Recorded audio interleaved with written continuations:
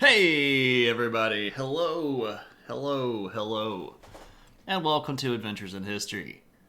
Hope you're having a great one. I'm Spartacus! I'm Spartacus! I'm Spartacus! I'm Spartacus! I'm Spartacus! I'm Spartacus! I'm Spartacus! I'm Spartacus! I'm Spartacus! I'm Spartacus!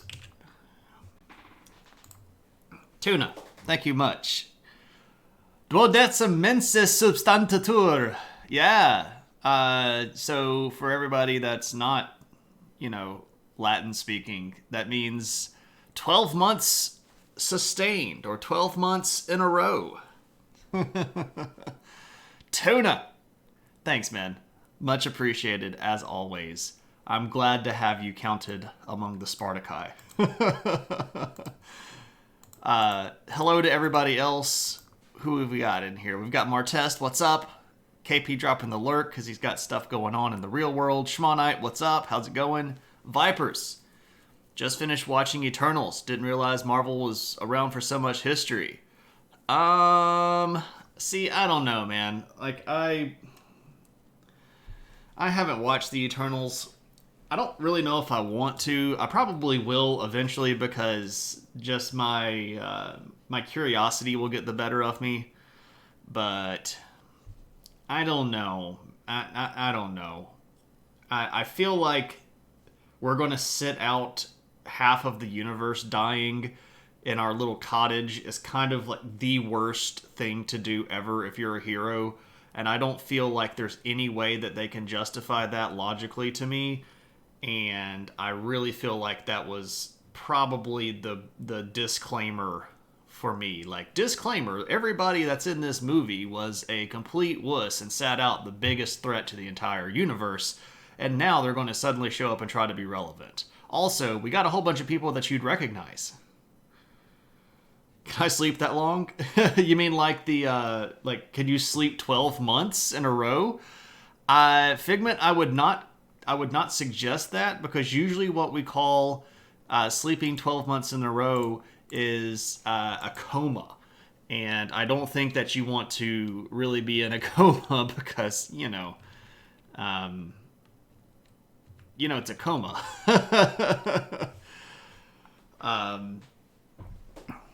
Yeah. Okay, let's see what we got going on here. We've got Vipers. It kind of sucked. Yeah, and I've also heard that, right? It kind of sucked for now. Doesn't have much connection to the rest of the Marvel Cinematic Universe. Yeah. Have I ever heard of the Grave Creek Stone? I have not heard of a Grave Creek Stone, Tuna. I know that there are some mounds that are at a place called Grave Creek. And I can't remember exactly where they are. They're on the Ohio River.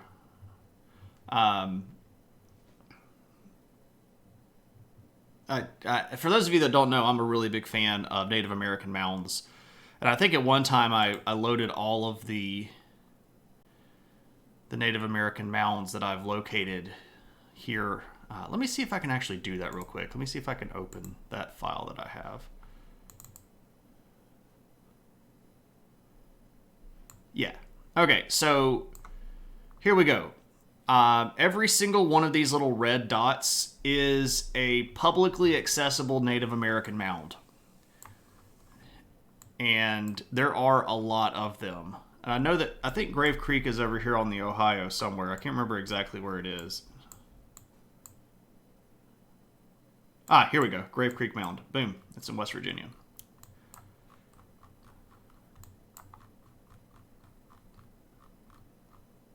Yeah, check it out. It's a big conical mound.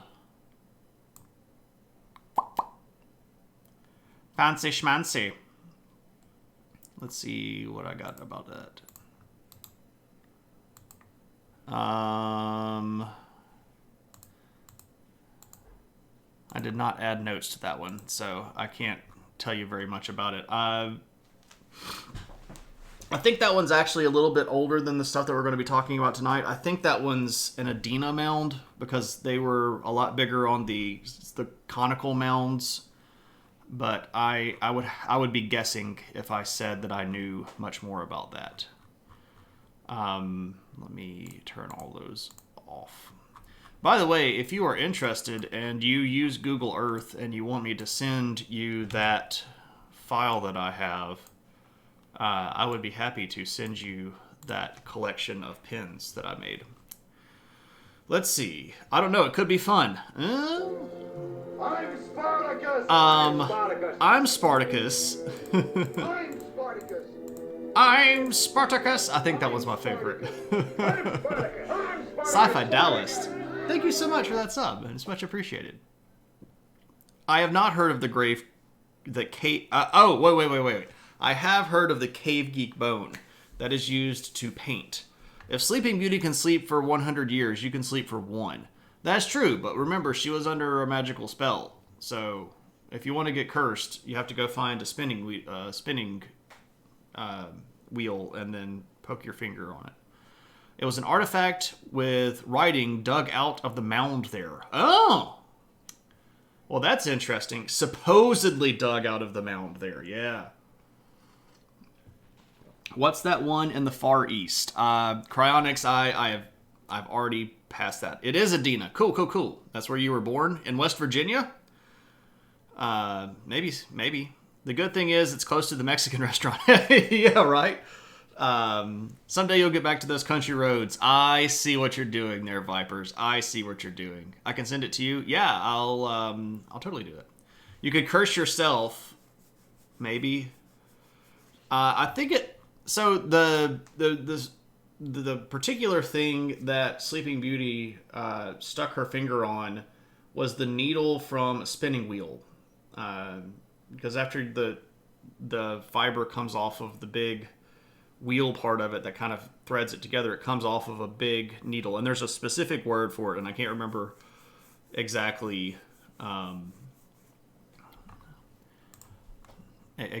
what it's called.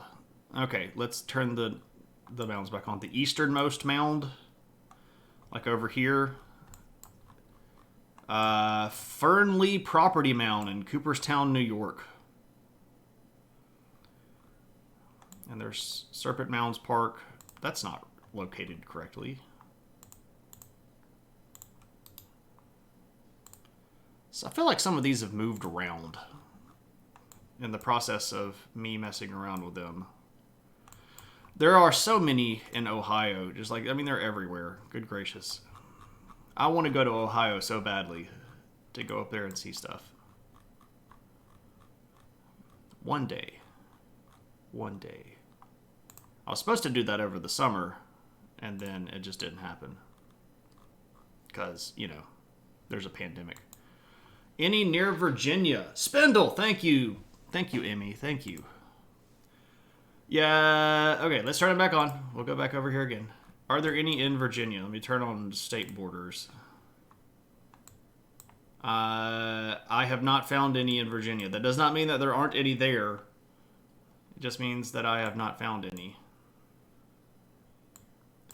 Yeah, there are quite a few in West Virginia. They're mostly over here, actually, on the river, though. And it's kind of hard to get to some of those locations because the roads in that area are not the best.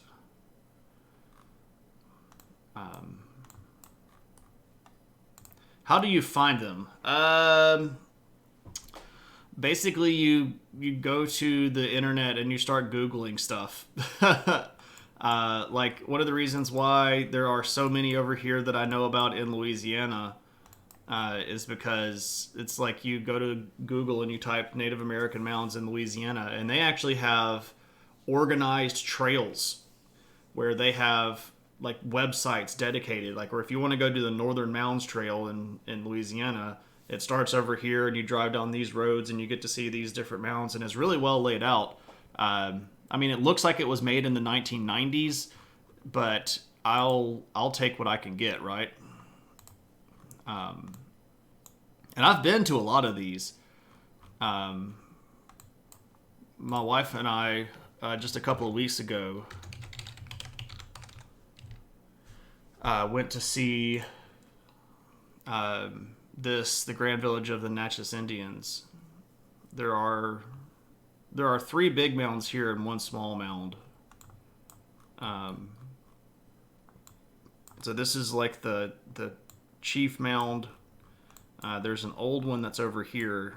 That's kind of in the woods. There's a small one that's like right here by the visitor center. You can kind of see it right here. And then there's the sort of the larger temple mound, which is kind of rectangular right here. So, yeah, it's a pretty cool place. And it's free, so you can go in and just check out and hang around. Boop-a-doo-doop-a-doo. You wanted to go to Effigy Mound on the Northern Peninsula, but you haven't had a chance yet. Yeah. Like one out the ocean. Yeah, I think some of them got moved around. And the one that's out in the ocean is actually Nanawea, which is in Mississippi. I need to go back through and reposition all of those. I'll try to make a point to do that before I actually send it to anybody else. Do the mounds often have religious significance? Yeah, there are a lot of them that do. The different cultures tended to have different types of mounds that they used for different reasons. Some of them were residential, places like the Grand Village here. If we just look at it one more time and zoom back down in here. This right here, the mound that's right here, that's sort of squared in the middle, it's about 10 feet tall. So that's about 2.5 meters. And that's where the chief lived. The chief lived on top of the mound here in a hut. The mound down here that's a little bit shorter. It's probably about 8 feet tall, so maybe like 2.25 meters. This was a temple, and they had a longhouse on it that had a big fire in the middle because fire was sacred for the Natchez Indians. They believed that their king was descended from the great sun, and the fire was, part of the sun. So they kept a fire burning there, and that was a religious mound. So there are different ones for different reasons. You have a mound of dirty laundry. This is my holy pile of debt, right?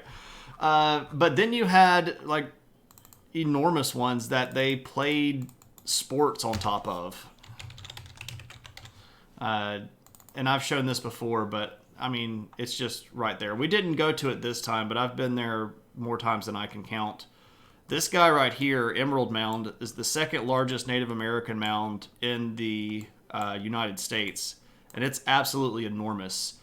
You can put like a soccer pitch and a half on top of this, or about 2.5 football fields. It's huge. Let's get our magic little ruler here and we'll measure it one more time. I used to know exactly how long this was. Oh, it's doing miles. I don't want to measure in miles. Let's measure in feet. Let's measure in yards. So it's like 200 yards long. Can I measure that in meters? 175 meters long. So it's huge. It's pretty big. You've seen the ball courts. Not that there is that much to do to them anymore. Yeah, so the stuff that's like down in Mesoamerica is a little bit different. The stuff that they would be playing here on Emerald Mound is closer to lacrosse than it would be like the ball stuff that they played out there. But what temperature is it? It's in Mississippi, so I would guess hot as crap and humid.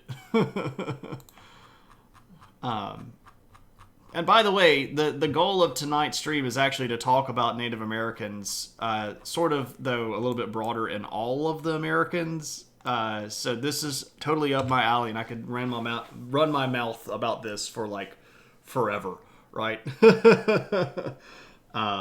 This is kind of my world. Oh, out in Arizona, yeah.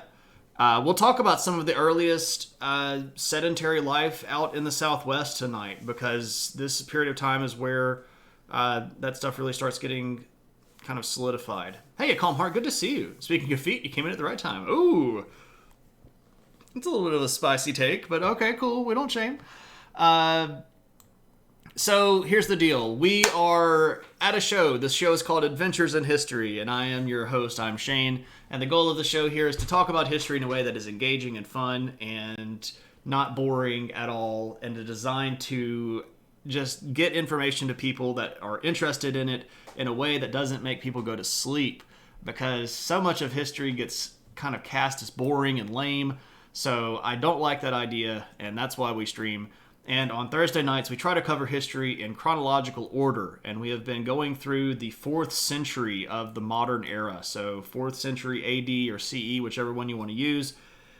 And that's the year 300 to the year 400. And tonight, we're going to look at what's going on these two continents, the North American continent and the South American continent. But we're going to sort of take it in zones. We're going to start up here and then talk about over here, and then get some stuff over here, and then get some stuff down here. Because the New World, as it gets... It's 3 a.m., though. I know. The New World doesn't start its civilization at the same time as the Old World. So if you might be wondering why we're talking about, the height and glory of Rome, or these humongous Persian empires that span continents, and then we talk about local kingdoms and villages settling down in the Americas, remember that it took an additional 20,000 years for people to walk to the Americas. So we got to give them a little bit of a break, right? If they're a little bit behind civilization-wise, that does not mean that they're stupid or dumb. It just means that they got a little bit of a start. If I gave somebody a 20,000-year start on building civilization, they'd be ahead of me too, right? It's just the way that it works. You've worked at a couple of sites in Arizona. I remember you mentioning that now. Hey, Evo, what's up? What's up? Oh, hitting that lurk. That's cool. Thank you. I'll give you the shout out.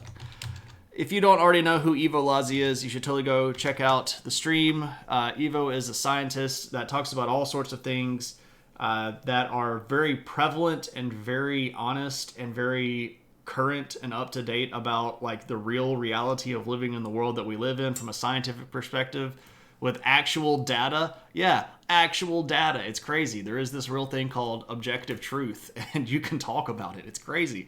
But for real, go give Evo a follow. He's a great streamer. I enjoy hanging out there, and I always enjoy my time. All right, so... oh no, objective truth.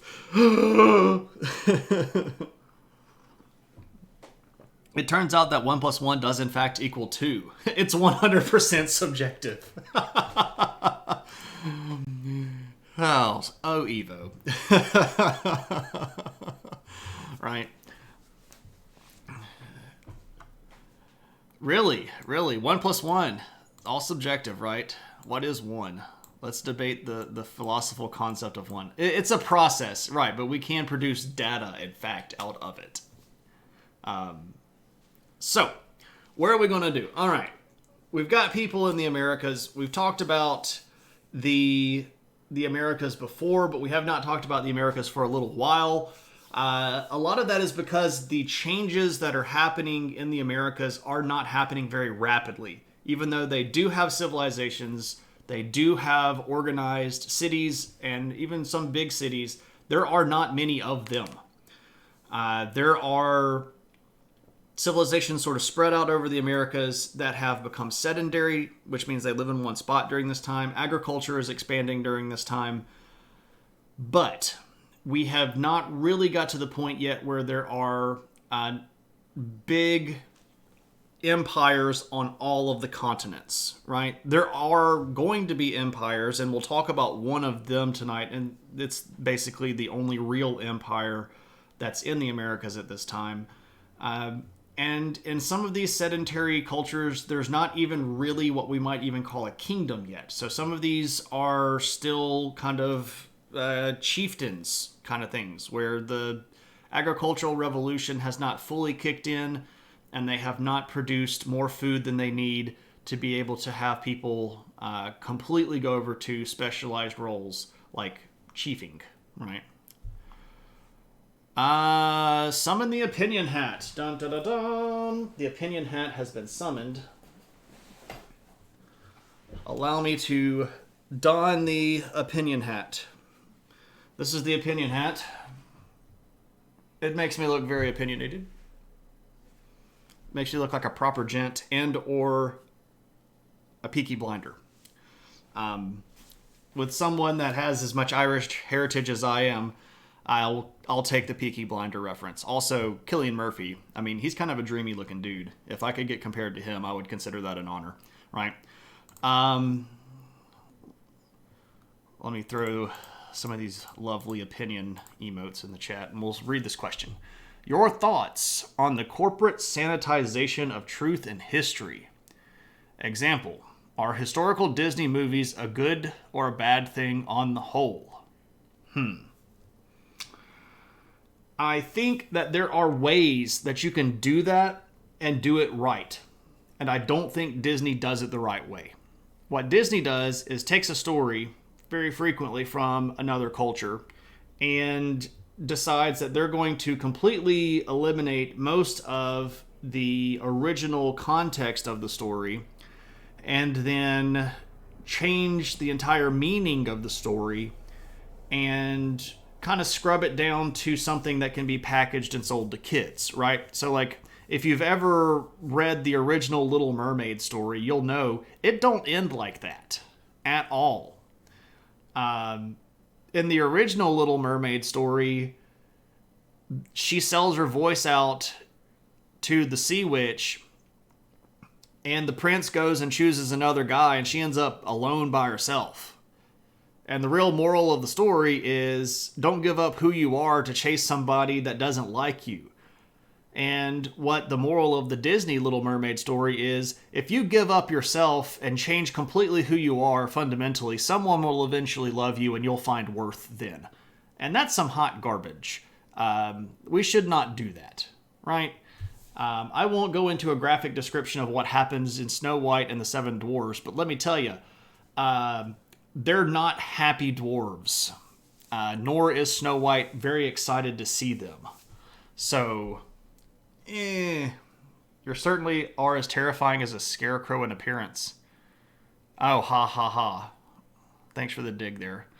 Depends on who we are. Both White House and CDC is generating some subjective data at the moment. That's some truth. Uploaded some of the pics to the Discord. Awesome. They go foam. Right. Almost none of them end so well, like at all. Correct. Sleeping Beauty is messed up too. Right. And mermaids originally ate human flesh. So, yeah, I mean, like, there is an element of exposure. Of, hey, this is a cool thing. We should do this. And I'm okay with that. However, I'm not okay with what is essentially mythological appropriation for profit. And Disney is a horrible corporation, and I don't really care for them anyway. And I don't know, I feel like I need to throw like one more big hot take in here. If you're changing history to fit your narrative, you better see what your narrative is. And way too many corporations want to change history to fit the narrative of I'm the greatest ever or give me all of your money. And unfortunately, people don't know history enough and they get tricked by that a lot, and it kind of ticks me off. So there's a rich, hot Nigerian prince. Yeah, exactly. So Disney can take a long walk off a short pier. How about that? He's saying that academic sanitization is better than corporate. No, I'm not. Ivory Tower academia can suck it too. I don't even have to put on the opinion hat for that.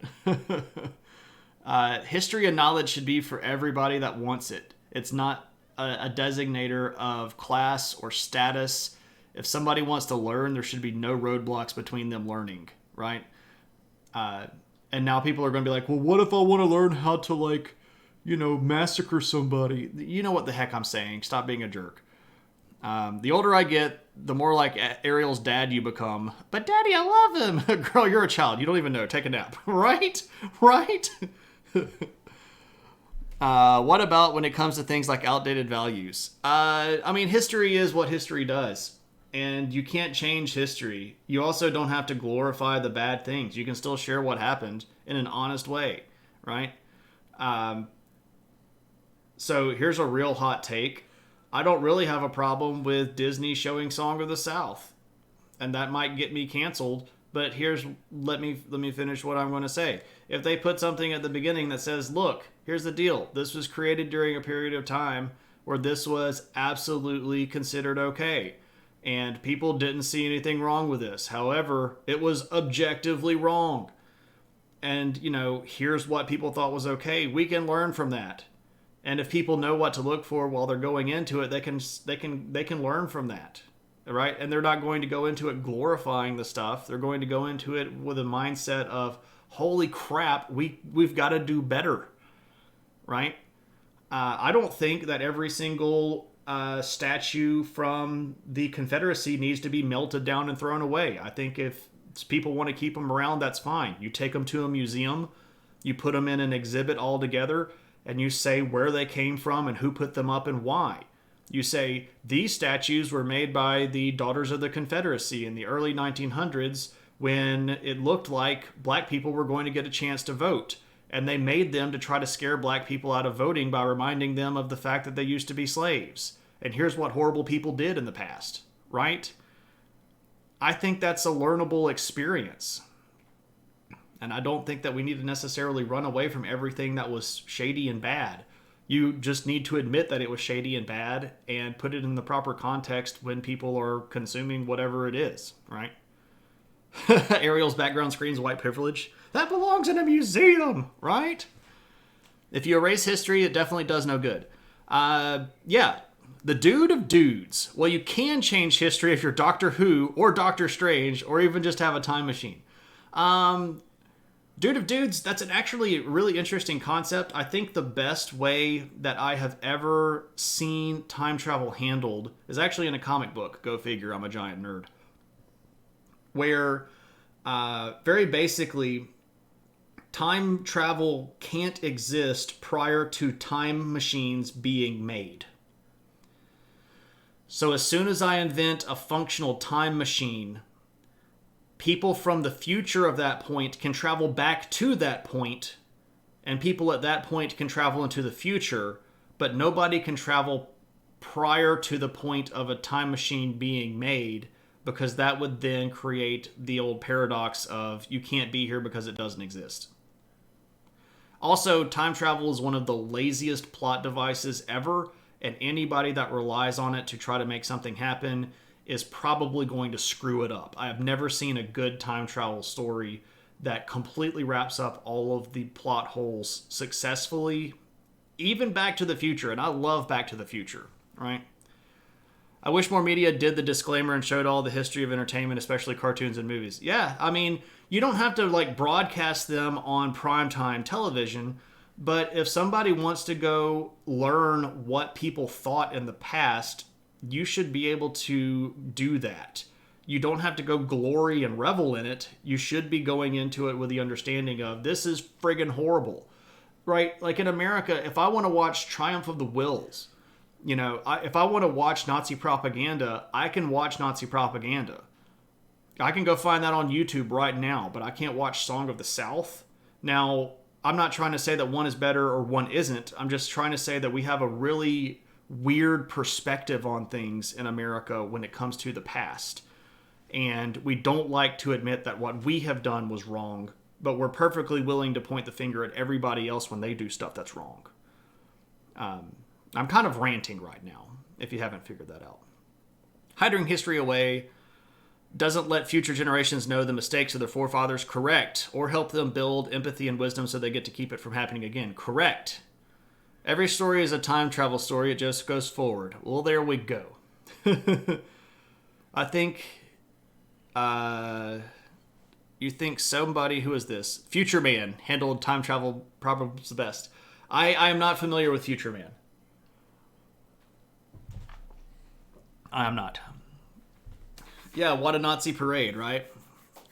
Okay, so let's get on with it because we're 30 minutes in and haven't actually talked about anything related to the topic tonight. But that happens. It was a 3-season show on Hulu. Ah, there we are. I don't have Hulu. I might have to check it out there. All right, so what's going on in the Americas? Well, we're going to start right up over here in this region. And there are groups of people up here that are part of what are called the Hopewell culture. I'll skip this on 2 lines. Hopewell cultures. And here's a map. Boom. So what we see here is, so this is like Michigan, and this is Iowa, and Missouri, and Illinois, and Indiana, and Ohio, and Kentucky. And here along these big river systems, this is the Mississippi River, here is the Ohio River, and the Missouri River. You see these different Hopewell cultures. Now, here's the thing about the Hopewell cultures, right? They're not all exactly the same people. They have different individual local organizations. However, they have similar linguistic groups, and they have similar physical cultures. And remember here, physical culture is stuff that you make, right? So they have similar pottery and clothing and homes, etc. Got H.G. Wells? Yeah. So we're right on schedule. Indeed. A bit late to the stream. Hey, Ametrand. I didn't say hi. Going to be lurking, working on a final essay for the first term. Whoop, whoop. General history of archaeology is a discipline. Oh, Metrand, let me maybe help you cheat. Let me see, where are we? If you go to the viewer request archive on my Twitch page and watch viewer request episode 27, I actually do the history of archaeology. And you might find lots of interesting little pieces of information to help you. Americas, welcome to the genocide stream. Aww. Very tired, but good to have the company, right? Just think of them like college teams. Kinda, sorta, right? So what's up with the Hopewell tradition?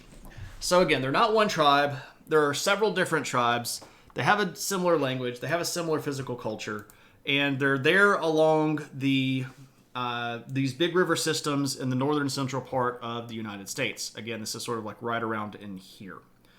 Today we would call this the Midwest, but this in the North American world, it's just kind of like right here, right?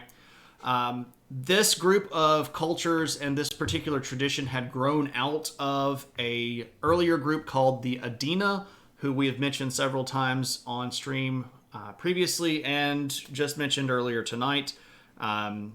These particular groups of people were doing agriculture, but they weren't quite to that magic level of tipping point. So they had societal hierarchies to a certain extent, but they weren't fully into the kingdom phase, right? They did not have organized governmental structures with central authority figures and things like that. They were still mostly getting by with chieftains.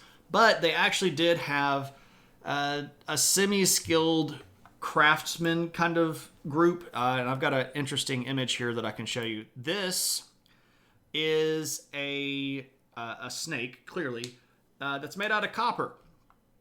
And this is really interesting because a lot of people tend to overlook the fact that the Native American tribes in, especially North America, did metallurgy.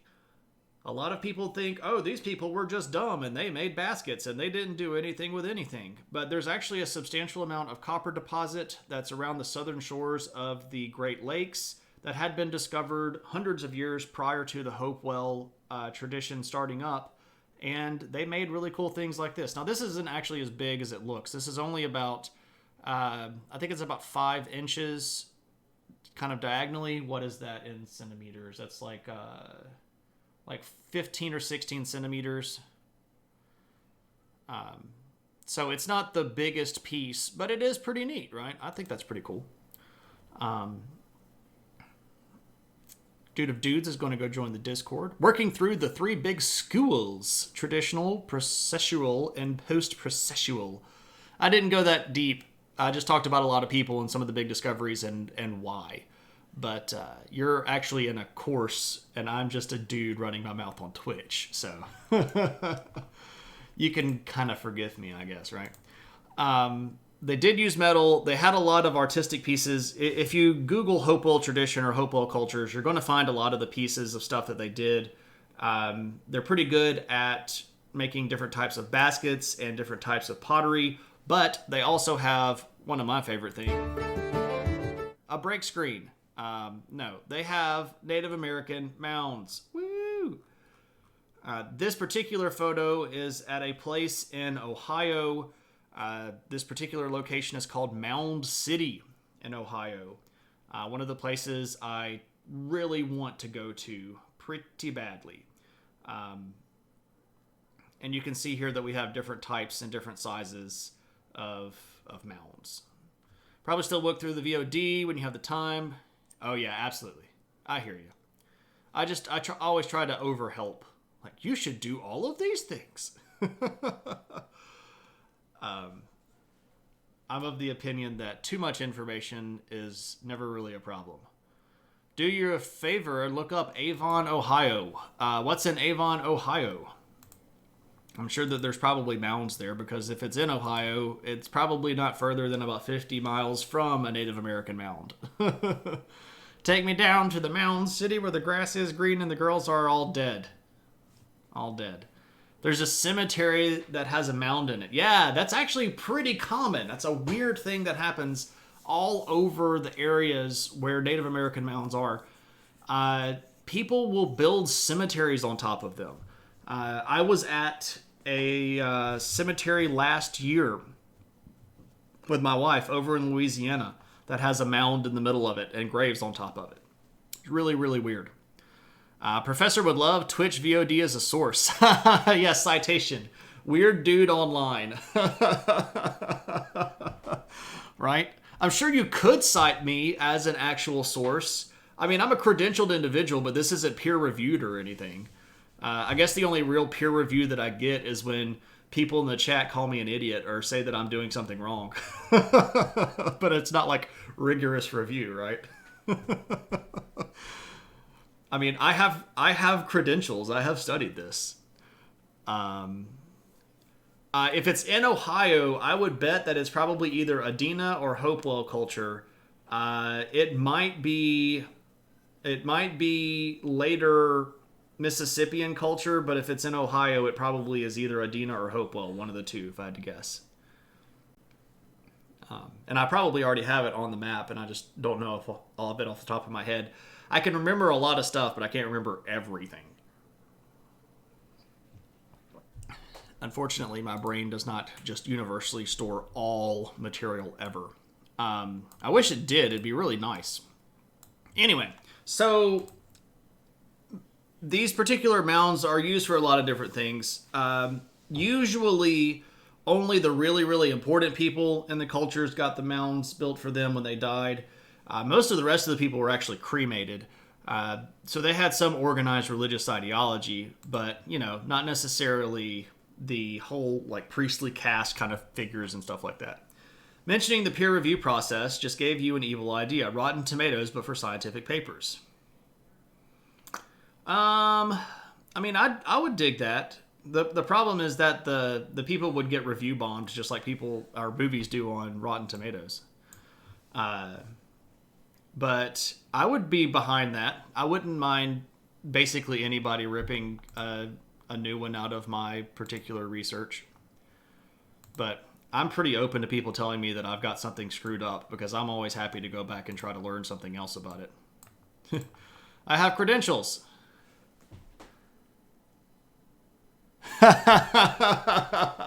Well, I mean, that's... I would actually accept that. If you cited it that way and I could go back and actually find it, I might consider that a legitimate source. Especially if it was like an undergraduate thing. Now, if I was a grad student, or if you were a grad student and I don't know. I'd have to watch the whole thing and see. But because you're citing me, I'm very biased here. Right? Okay, so we've got the Hopewell tradition and Hopewell cultures going on up here in the Northwest. There is some stuff going down here in the southeast, but at this particular period of time, they are in a period of time called the Woodlands period, specifically the Middle Woodlands period. And the people in this area are, during this 4th century, they're not really organized into big sedentary villages yet. They have some minor agriculture and they're living in like small villages, but even those are still fluctuating pretty wildly in population during the periods of the year. It won't really be until about 800 or so that this region starts seeing actual cities pop up. And that coincides with the arrival of what we call the late Woodlands period, and specifically the arrival of maize. And that's going to come out of Central America and then move its way up here. And when they can grow maize or corn, whatever you want to call it, that really does change society. But we do have that stuff going on over here in the Southwest. So if we look at this map, we can see where we are down here in the Southwest. In what is places like Mexico and New Mexico and Arizona, we see different groups of Native Americans popping up over in this area. You take it for high school and undergrad. Yeah, I would do that for high school and undergrad. If it's a grad paper, I think we'd probably have issues with it. So we've got 3 different groups of people. This particular map is a little bit later because it's showing you big cities here. Those cities are not yet established at this particular time, but this was the best map that I could find that showed all 3 of these groups. So you have the Mogollon, the Ancestral Pueblo, and the Hohokam. And this particular group right here is a bunch of really interesting people. Chaco is so cool. There's a pictograph there that many thinks depicts a supernova. Dude, Chaco Canyon is friggin' amazing. Magion, I knew I was saying that wrong.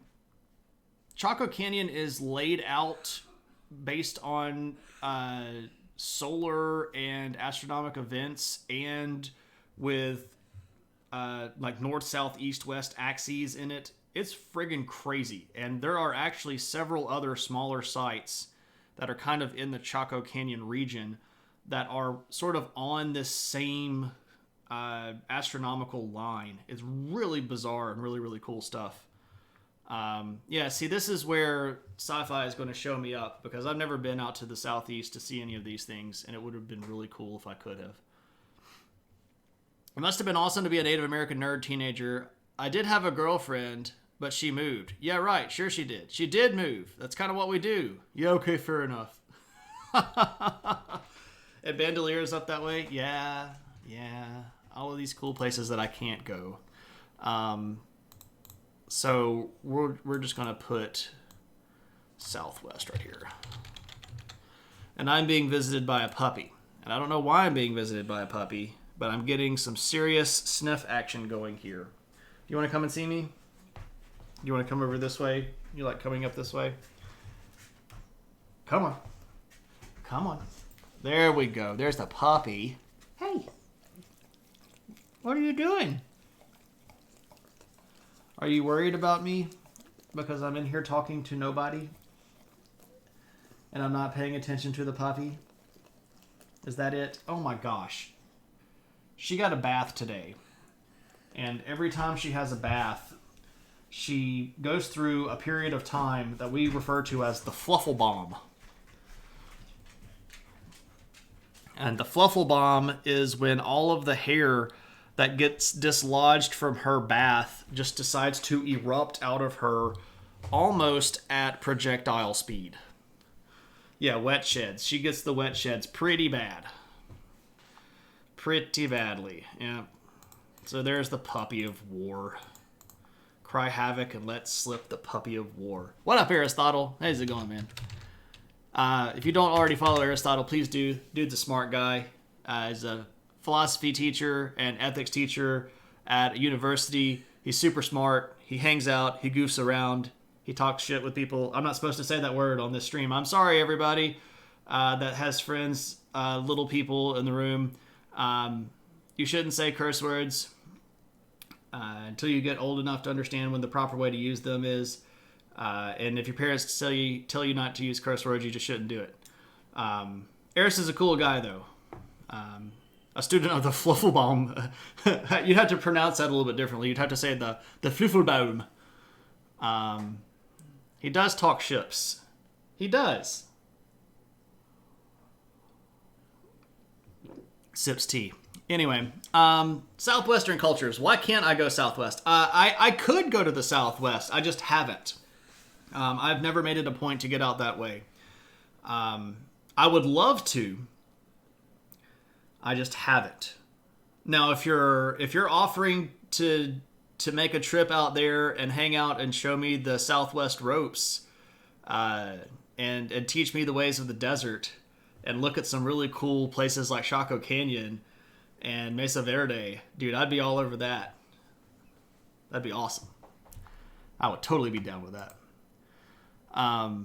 Okay, so what's up with these Southwestern cultures? Well, at this particular period of time, they're in what we call an emergent phase.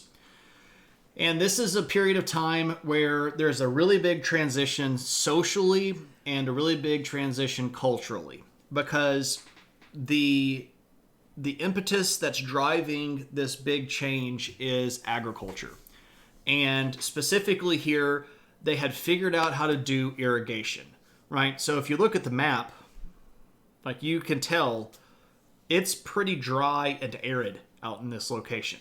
So there's not going to be a lot of natural good farmland, and there's not really going to be a lot of land that is going to be capable of producing an abundance of crops, right? You can grow stuff, but you're not going to be able to perpetually be able to stay in one spot and live off of the produce that you make unless you figure out how to do irrigation, and you figure out things like catch basins, you figure out things like moving water around through canal structures.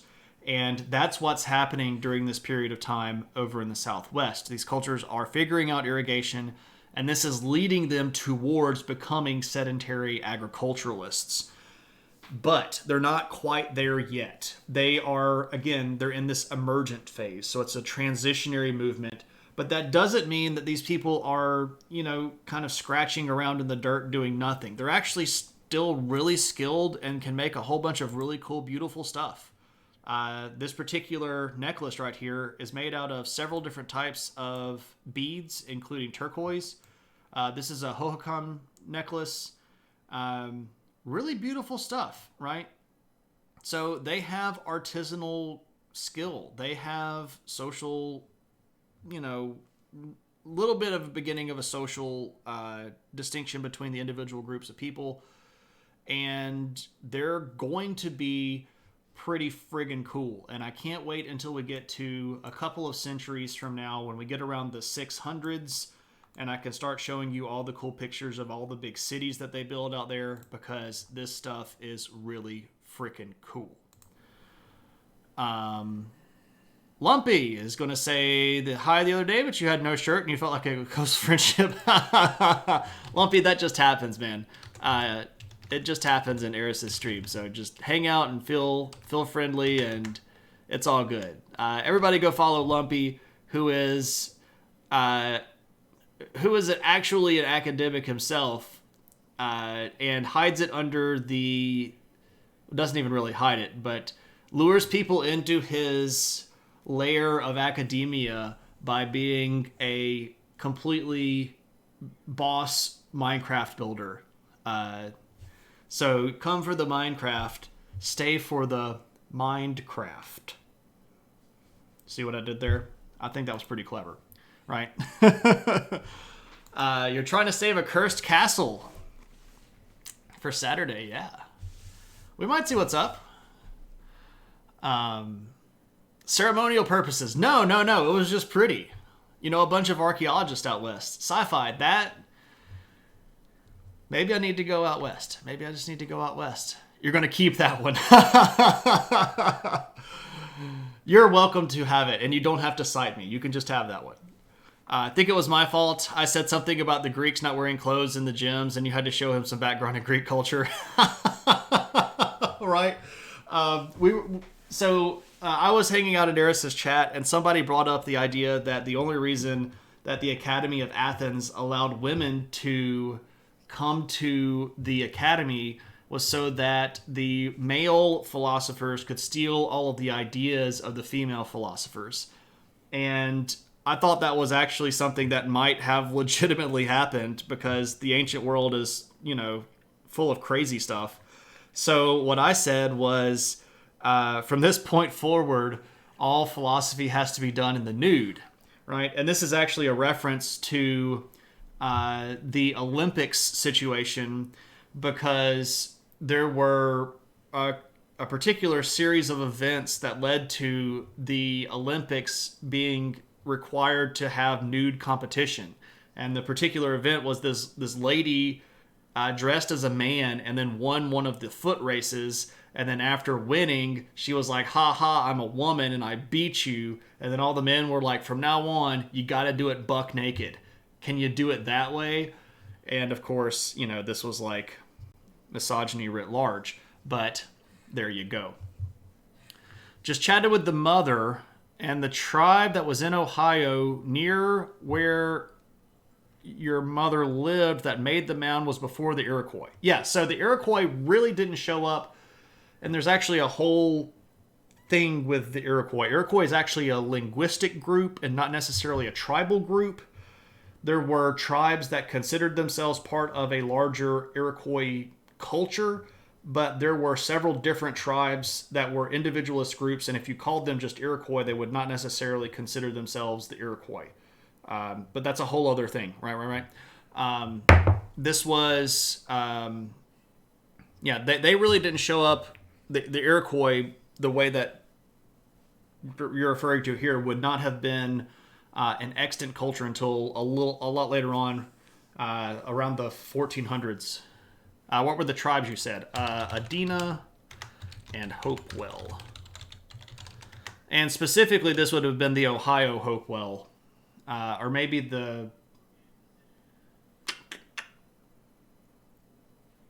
I don't know. Probably the Ohio Hopewell. But I'm second guessing myself now.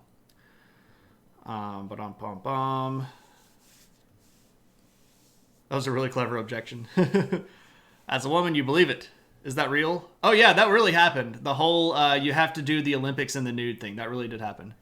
The necklace made you think of turquoise. When your favorite line of BoJack Horseman is, "You just close the store in the middle of the day.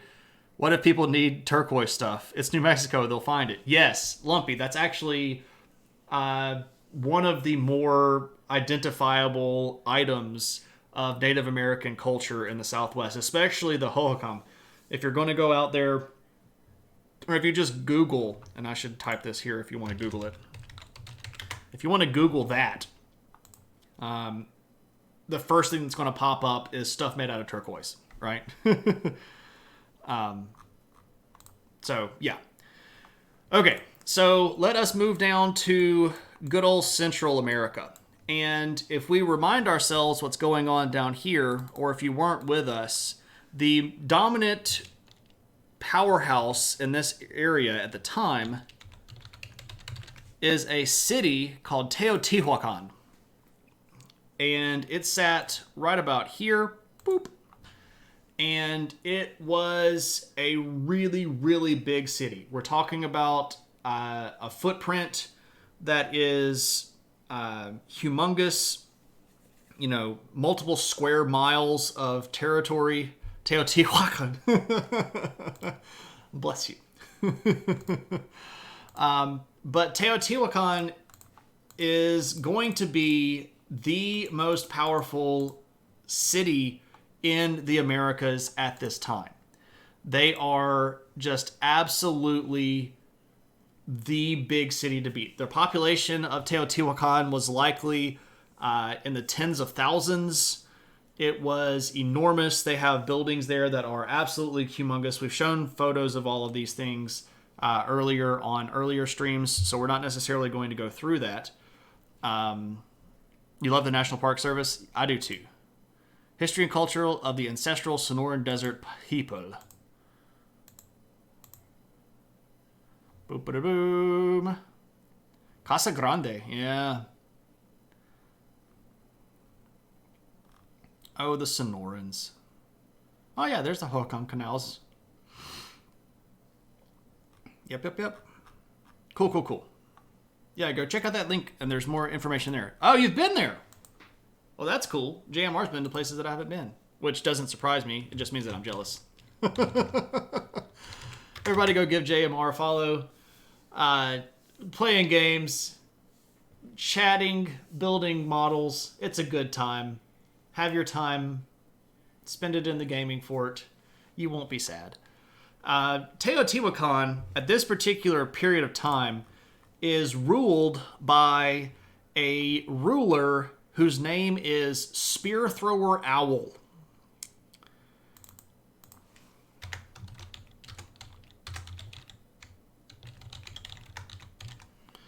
Which is one of the cooler names for, I would think, maybe a black metal band. I don't know. Eris can correct me. Spear Thrower Owl sounds more black metal. Yeah. Anyway, this is his name. Because we are in a region that has a written language. So this is Spear Thrower Owl's signature, which is basically the hieroglyphic that represents him. Probably dragging axes or something. Oh yeah, man, it's amazing. So who is this guy, and why do we know about him, and what is he doing? Well, he's the king. He listens to Britney Spears at night. Oh, hey man, if he likes Britney, that's okay. You let him like Britney. It's all right. He throws spears at his owls. He's an owl that throws spears, yes. So Spear Thrower Owl, an owl that throws spears. So what's up with him and what is he doing? Well, he is the king of Teotihuacan, which is the biggest city probably in the Western Hemisphere at this point, and he has all sorts of big ideas. Specifically, he wants to take over some of the neighboring cities that were Mayan. Right? We've talked about the Maya civilization before. We talked about some other big cities like Calakmul and Tikal. These really, really big cities that were also in the tens of thousands of population range. But Teotihuacan is bigger, and Spear Thrower Owl is more powerful. And in the 370s, there's a little bit of a discrepancy as to exactly when. Some say early 370s, like 374. Others say later 370s, like 378. But we'll just say in the 370s. Spear Thrower Owl sends his big general to take on the king of Tikal. And the king of Tikal at this time is a guy named Great Jaguar Paul. And his name looks like this. So this is Great Jaguar Paul. Great Jaguar Paul was the king of Tikal, and it was a city that was close-ish to Teotihuacan. And it was one of the biggest cities in the region. There's a region called the Petén Basin.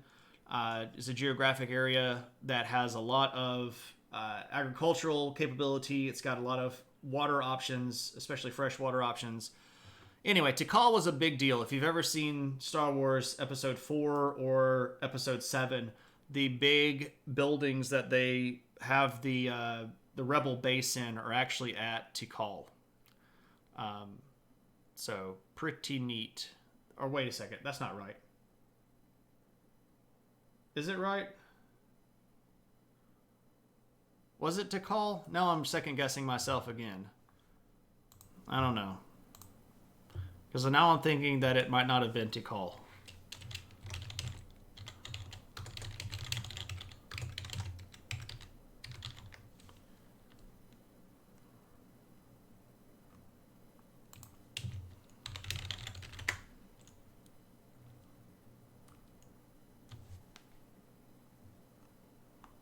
Man.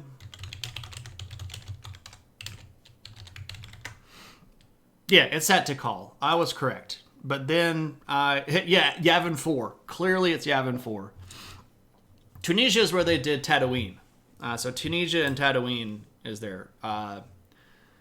Yeah. Yes. I thought so, and then I started second guessing myself, and I was like, or was that one of the Mayan cities in Belize? Or maybe one in Guatemala? I have this like imposter syndrome stuff where if I don't immediately know for certain that's the answer, then I'm start like, I don't know. Anyway, Great Jaguar Paw is the king of Tikal.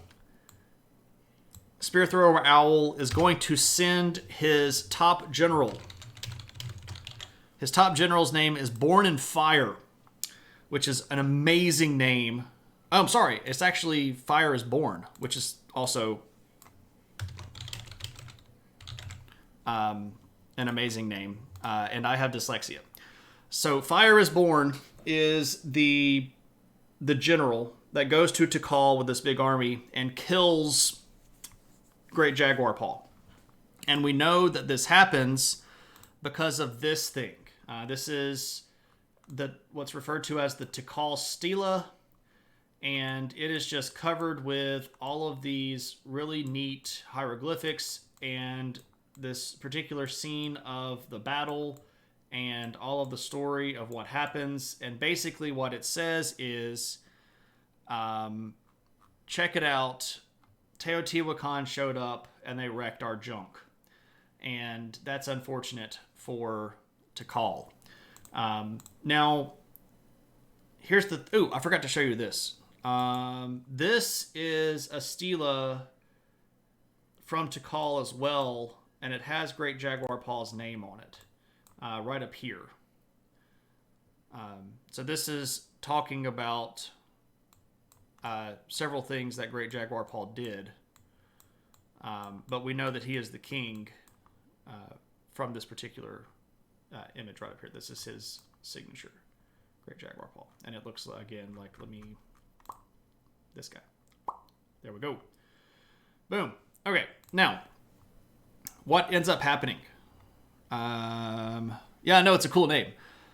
In the French-speaking world, we had a wonderful anime called La Mystérieuse Cité d'Or in the 1980s. It was a fun sci-fi Atlantis, Mu Empire, El Dorado adventure with a heavy emphasis on real-world culture and exposure for kids with really cool synth music. Now I want to watch that.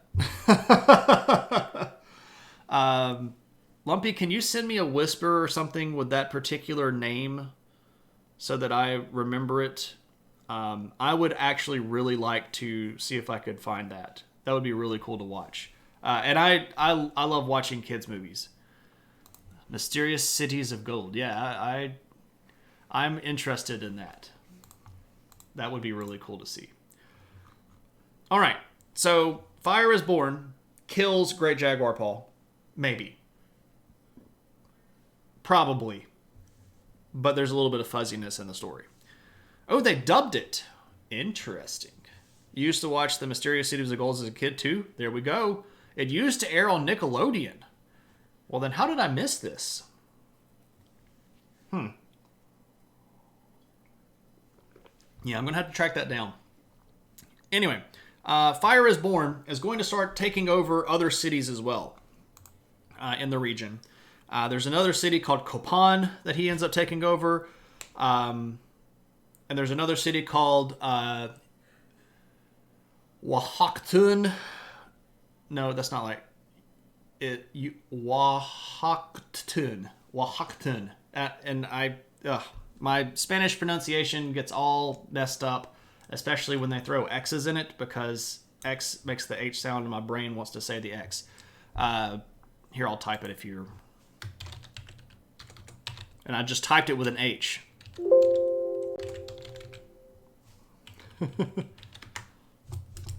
Oaxacan. There we go. You dimmed it to me. Cool. Thanks, Tropical. Also, hey, Tropical. How's it going? Good to see you. So he was just decent Jaguar Paul. If he was great, he would have killed the fire dude. I know that's not Spanish. It's probably a Nawa word, but it gets pronounced now in Spanish, and the X gets pronounced like the H is. I don't actually know how to pronounce the original Nawa word. Probably Spanish approximation of Mayan. Yeah. I'm aware. I generalize sometimes and then get myself in trouble when I remember that I have really intelligent people in the room. I apologize. Could be Nawa too.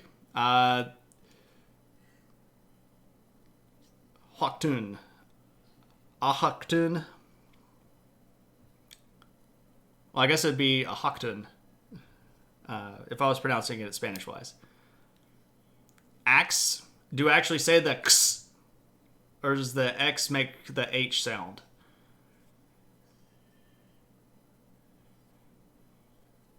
I don't know.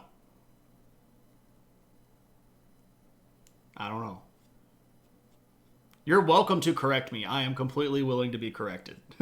There's no H but a J. So the X makes a J sound, so it's in case if Mayan. So it'd be, well, the J. So this makes it even worse because the J is pronounced with an H too. Lumpy wherever. I'll check anything. It doesn't matter. It can make the SH too, right? Yeah. Mexico, right.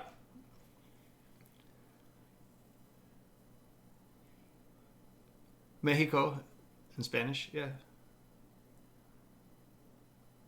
So I'm making too much of a breathy noise. Is that what you're telling me?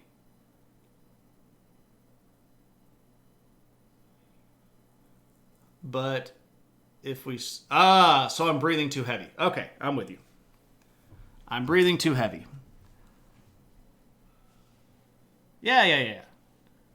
Thank you all. I really do appreciate this. I really seriously do. I like saying things the right way because to me, that is a thing of honor. And if I'm screwing something up, you are absolutely welcome to tell me I'm screwing it up. And I'm cool with that because then I won't screw it up in the future. Okie doke. So, Fire is born. Goes over. Kills Great Jaguar Paul. And he has with him Spear Thrower Owl's son. Spear Thrower Owl's son has a very unfortunate name. And his name, and this is, I don't know why you would name your kid this. Spear Thrower Owl's son is named Curl Nose. Alright, and here's his name.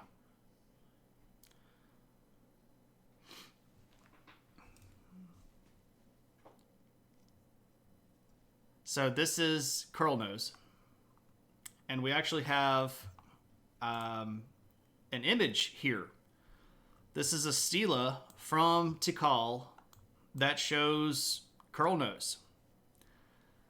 So here we go. This is King Curl Nose of Tikal.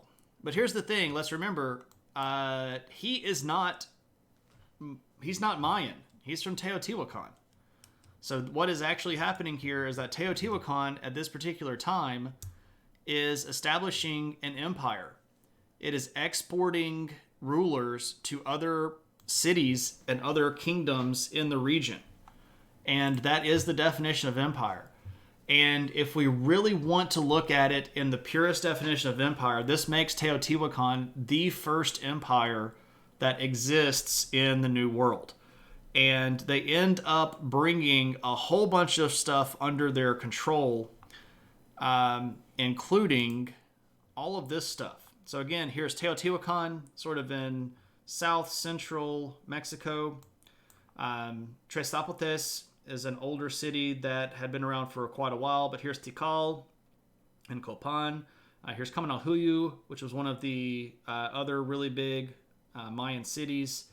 Monte Alban had been around for a long, long time. This is actually one of the oldest centers of habitation in the region. Calakmul was a really, really, really big city. At one point, a little bit later on is actually going, or no, sorry, a little bit before, was the biggest city in Central America, period. For a while, it was actually bigger than Teotihuacan was.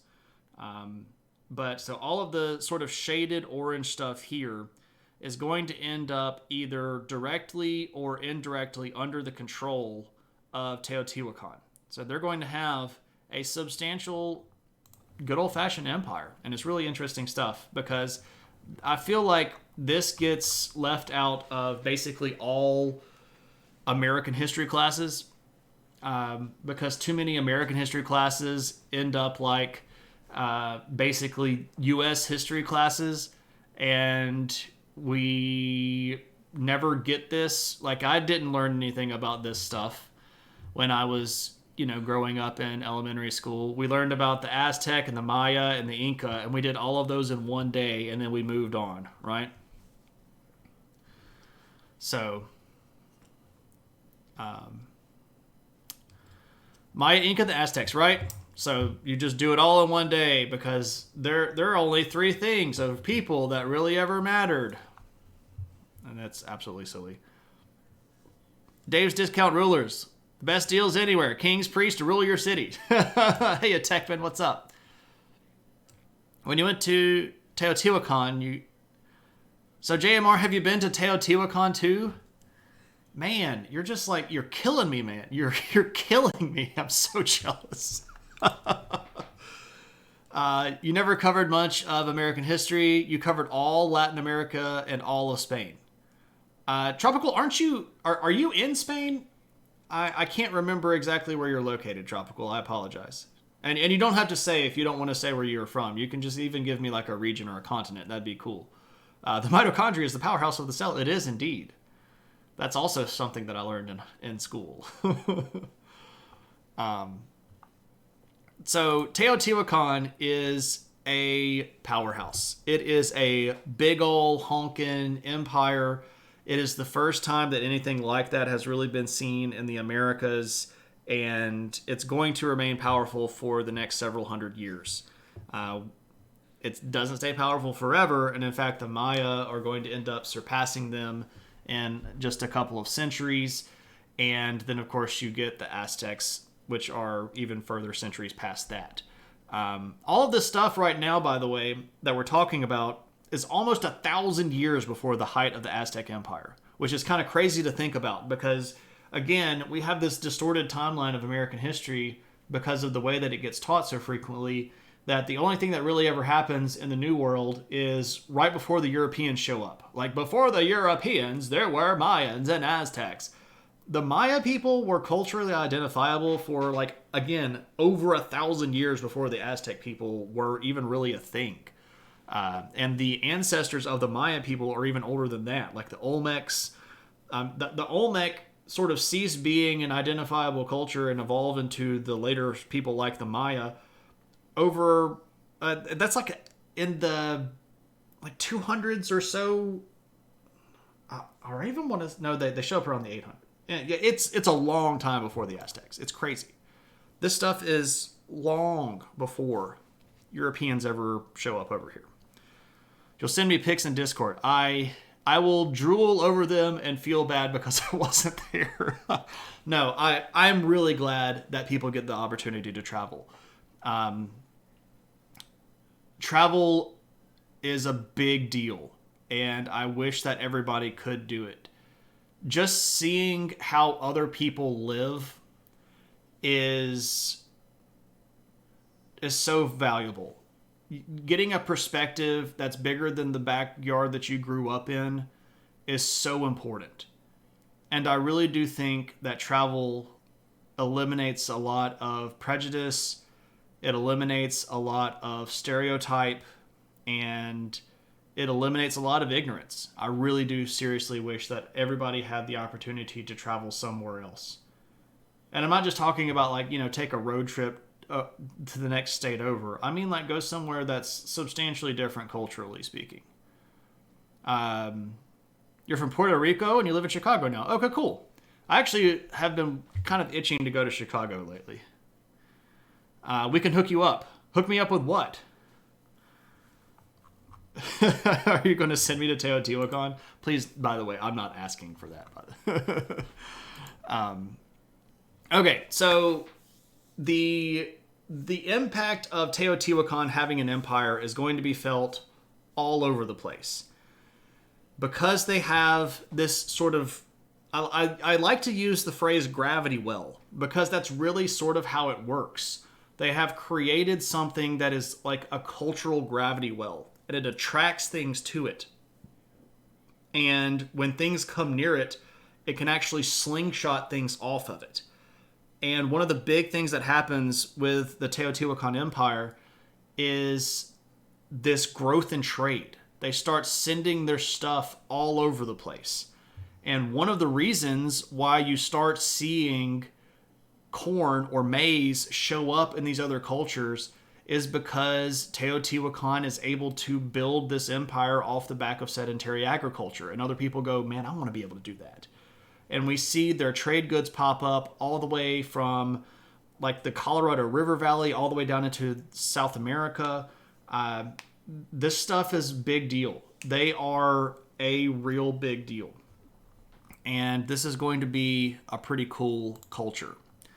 Assemble Gundams from the top of Teotihuacan.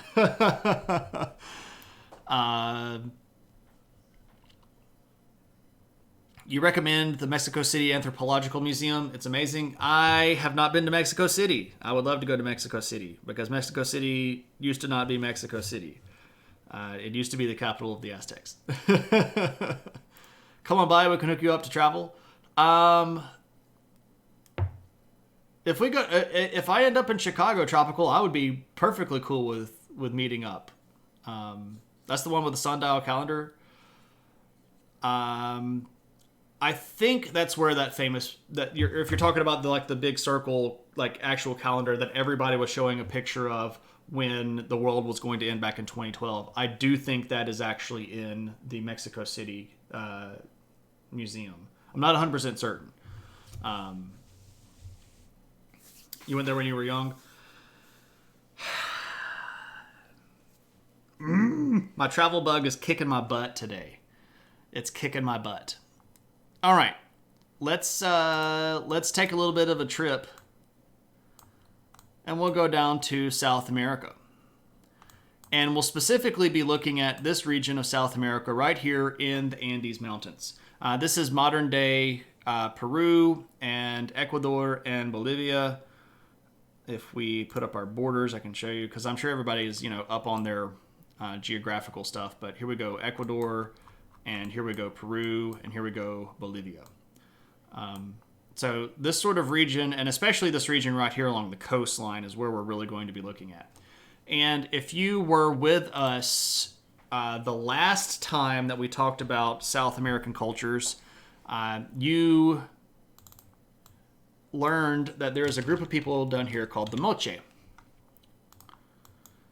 The country you did a report about back in school. Which one?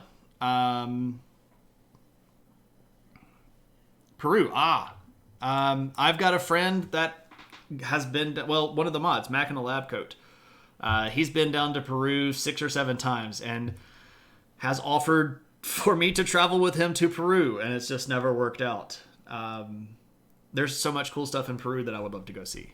I actually want to get to Bolivia pretty badly. Waiting until COVID gets more manageable. Yeah, that's a big unknown variable. We have streamer friends in Chile. You need to create Twitch travels, I insist. I would be down with that. Oh yeah, so Teotihuacan has the big moon and the sun pyramid, and it's along the Avenue of the Dead, the big central street that runs down the middle, and then on the sun pyramid side you have like the big temple complex and the big palace complex. I can see it all in my head because I've seen the pictures of it and I've studied that stuff so great, but I've never been there. Alas. You went to Ecuador. JMR, you are beating me with a stick tonight. It's great though. I am so happy that you all have been able to travel to these places because that means that I have like friend of a friend kind of connection with Peru or Ecuador or Mexico City. You want to go everywhere. Yeah, that's the problem. Like, do you want to go travel? Yes. You don't even know where we're going. I know.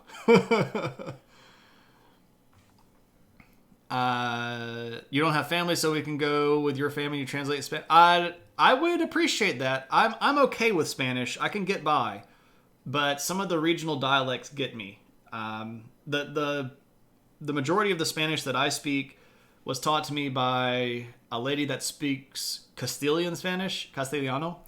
So the Spanish that I know always sounds very, very proper, because it's like, it would be, for those of you that are unfamiliar with Spanish dialects, Castilian Spanish is kind of like, if you know anything like Shakespeare English, that's kind of what Castilian Spanish is. So it's like the these and the thys. Yeah, it's like British old school stuff. Majo. Pero como será? Yeah. Whatever it is, I'll be there. You're kind of at the point where toss a dart in a map and go there sounds like the most reasonable way to pick somewhere to go. Yeah. Yeah. So, yeah, Castilian is from the motherland. It's from that old Spanish. Old Spanish. Anyway, so what's going on down here, and who are the Moche? Well, we've checked in on them when they first showed up, but at this particular period of time, I need to... did I get the Moche map? You dumb. Let me find the Moche map real quick.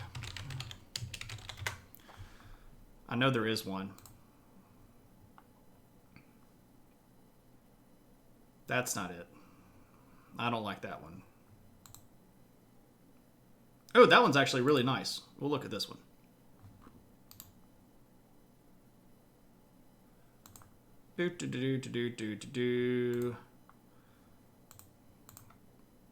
All right. Let me see if I can make this work. Aha! Look at there. So if we're looking at this particular region, we can see that there are 3 different groups of people. And we're going to start up here at the top. Now, they're referred to as Mochica up here, but Moche. And Cajamarca is the city. This region right up here is where the Moche people are going to live. And they had, around this period of time, sort of developed into some small kingdoms, which is where, hey, look, small kingdoms. And they're kind of arranged in a northern and southern group. The Mochica down here, even though it's a diminutive, is actually the larger city. If you are trying to Google this stuff, what you need to look up is Huacas de Moche, which is the hills of the Moche, because this is where they built, down here in the south is where they built most of their really big temples. Not a diminutive. Chica? Ica? Ica is not a diminutive, just a word. Chica is girl, right? Mochica? It would be little girl. Chiquita. Yeah. See, now I'm flustering myself and I'm blowing it all up. Thank you. Mochica is a word.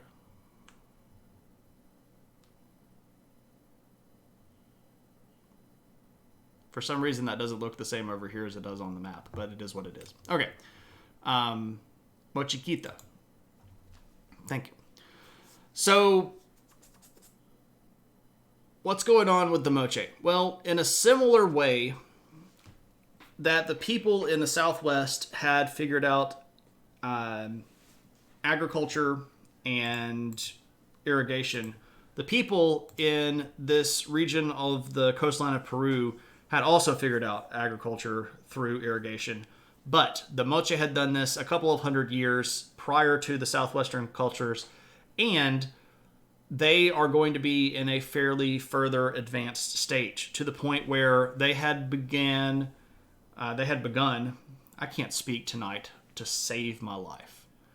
They had started to diversify their crops and to domesticate their crops. And they had a pretty big diversity of different types of corn and beans and peppers and squash and potatoes. And they were really pushing a very diverse diet of agricultural products. They had also started ramping up the domestication of animals, specifically llamas, who were sometimes eaten but usually were considered pack animals. But around this time, they start domesticating guinea pigs, which I know that a lot of people are like, why in the devil would you domesticate a guinea pig? And the answer is to eat them. To eat them.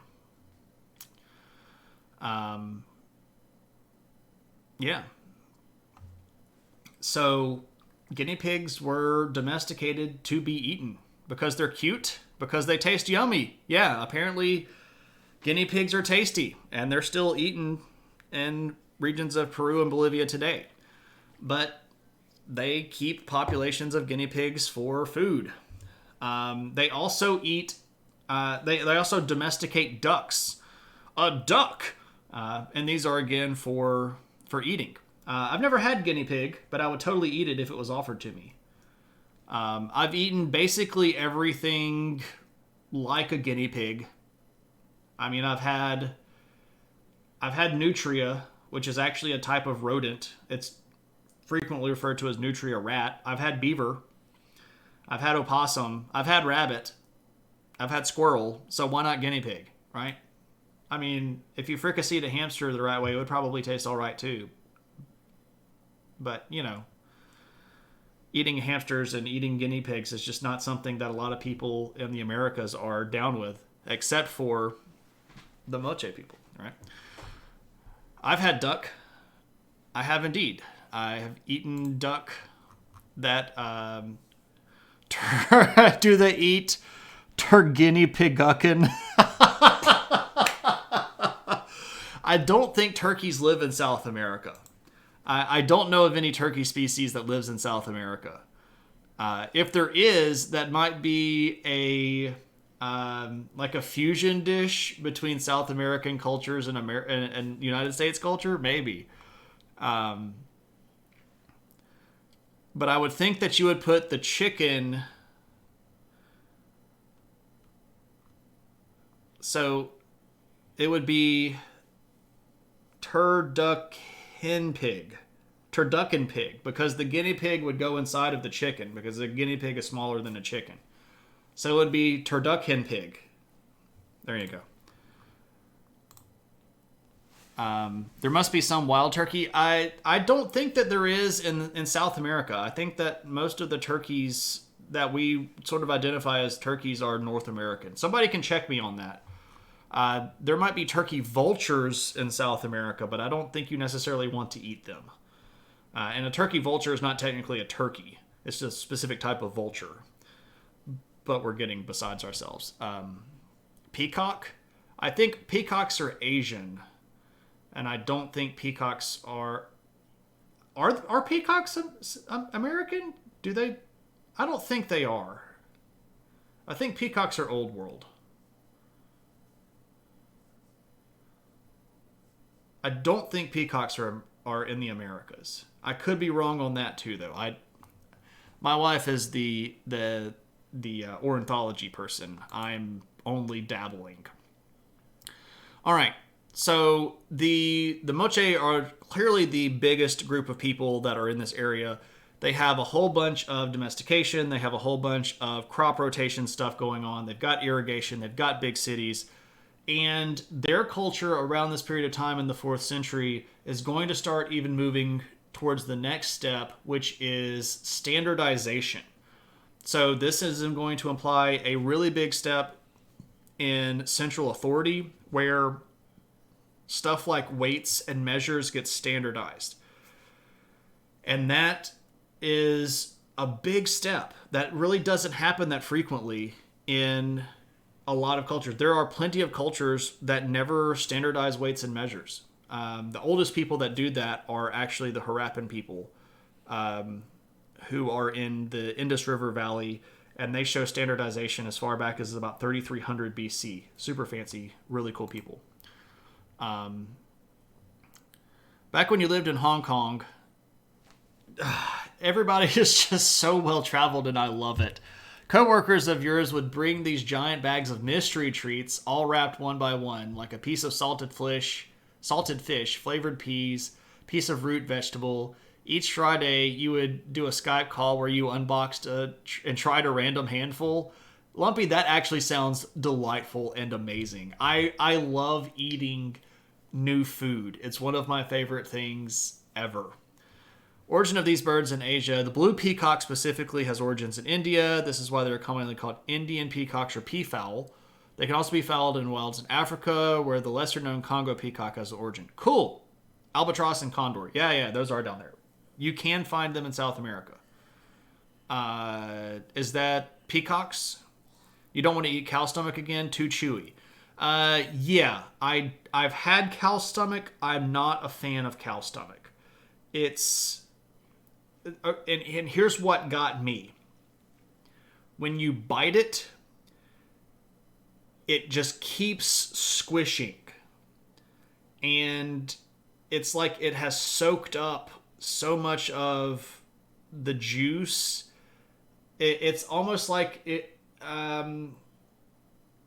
if you've ever played with Nerf stuff, right? And you know the little Nerf darts. If you know how spongy Nerf darts feel, imagine if you bit one of those and it just kept going. Like you bit it and it should have stopped. It should have stopped squishing, but then it just keeps squishing. And the texture is not my thing. There are lots of peacocks in the U.S., but you can't say they're native. Right. Americans still need to standardize weights and measures. They have. It's just not the right ones. I bet it isn't as chewy as Wookiee stomach. You're glad to have already eaten dinner. I apologize. There's a reason that the organ meats are cheaper. They're not as good as muscle, but it's one heck of a culinary trick to be able to make them taste good. Yes, and some of the lesser cuts of organ meat are actually really good. I really like tongue. Like beef tongue is friggin' awesome. You have to cook it like really hecka long, and you have to put it in a crock pot or a slow cooker and just eat, cook the crap out of it for like 6 or 7 hours. But it's really good. It's really good, and I really like it. I've had heart before, and it's okay. It's got a bit of a metallic taste. It's not as bad metallic as liver. Livers, I really just can't do liver. It basically, when I eat liver, it tastes like I'm chewing a nail. I can't do liver.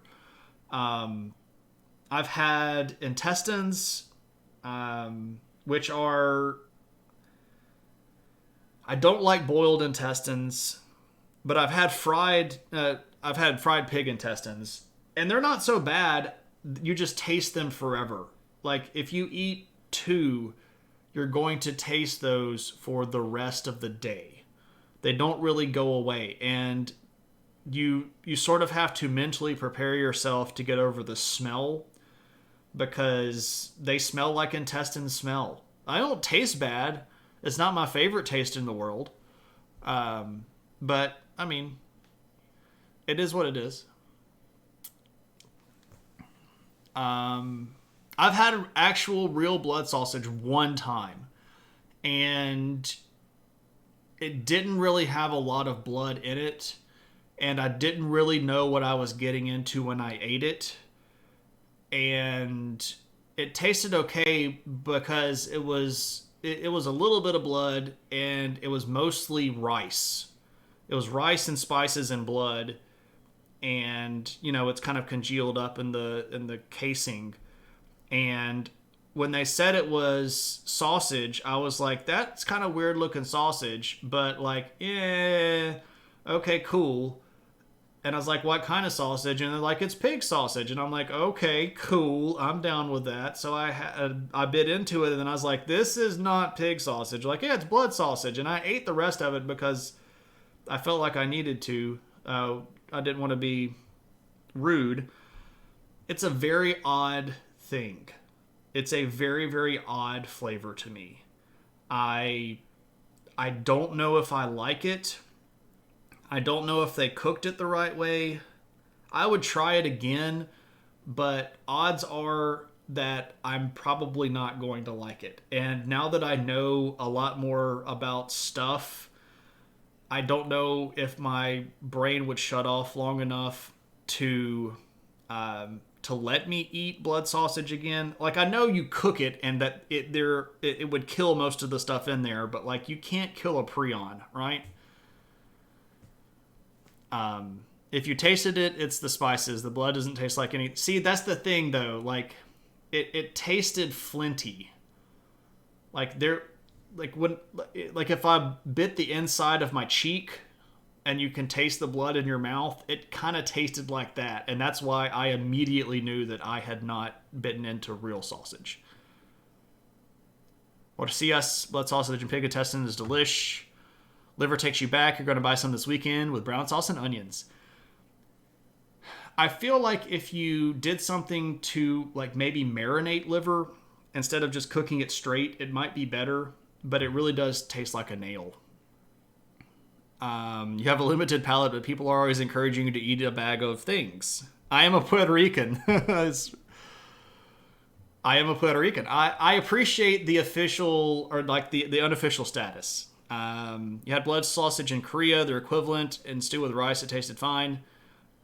You bought it in Asian supermarkets, but they have noodles. Nothing weird with blood. The streamer is weird. The rice and the spices is what you taste.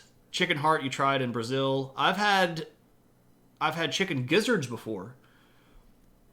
You can teach you how to make them from killing the pig. Prions come from the brain. Okay, cool.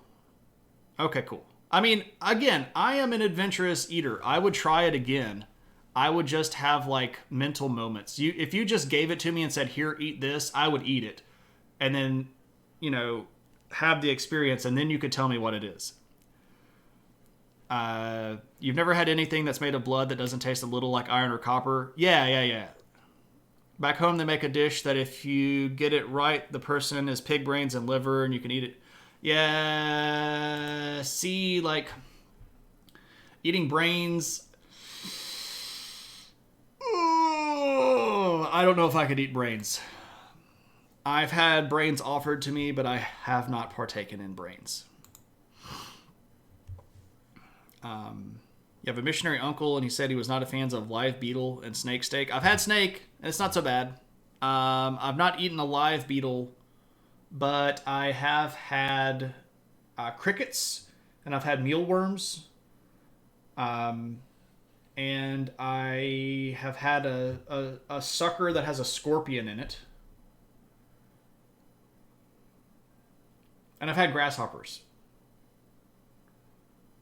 And to me, like, the grasshoppers were fried and salted, and it just sort of tasted like, if you know what French fries taste like when you get to the bottom of the thing of French fries, and there's like the little brown piece of French fry that's pretty clearly been overcooked, that's kind of what a fried grasshopper tastes like. Tropical will take you and say, "Eat this," no explanations. If I get to Chicago, man, you'll have to show me around. And we'll do some food adventuring. Yeah, see, like that brain stuff, man. That's it tastes like the sad fries. Yeah. Crickets are tasty when dipped in chocolate. I think a lot of stuff is tasty when it's dipped in chocolate. All right. We're going to run way over time if I don't get my act together. And for some reason, my stream is going wonky and sideways. So let me finish up here with the moche, and then we'll talk about the watery a little bit, and we'll talk about the Tiwanaku here a little bit, and then we'll call it a day. We're having too much fun.